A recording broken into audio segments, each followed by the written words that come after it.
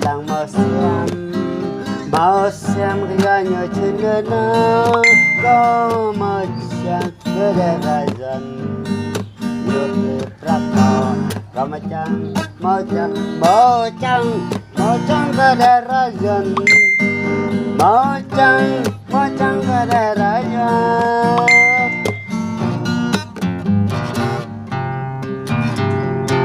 để ra soạn yêu thông